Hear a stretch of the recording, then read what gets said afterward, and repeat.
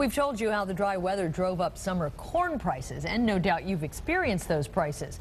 Tonight, a new warning about fall crops and struggling farmers. Yeah, Chance Walser from our Scripps station in Indianapolis explains how months of unpredictable weather will make a fall staple more expensive and harder to find. Today's heavy rains weren't enough to keep these apple pickers out of the orchard. For Matt Bosnagel, it's become somewhat of a tradition. This is our fourth year coming, and there were a lot more apples this time because there weren't anyone out there.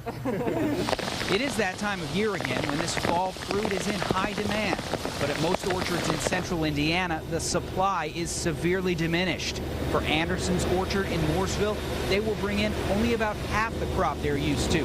That's because the warm spring caused an early bloom. Then, during 2 days in April, temperatures dropped. It got down to, after we were in full bloom, it got down to about 26, 27 degrees.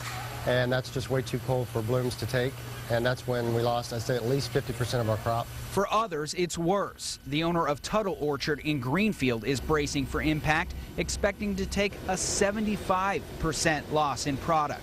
So severe, he's forced to cancel public picking this season. There just aren't enough apples out there to really make it worthwhile for folks to go out there and have to walk a long ways and only find a few apples. As you can see, there are still apples for sale in the Tuttle's store, but they've had to pay to import many from orchards in northern Indiana and Michigan. This area is experiencing a shortage of historic proportions, Tuttle says, worse than he and other farmers have ever seen. I haven't talked to anyone in the business who remembers a year like this.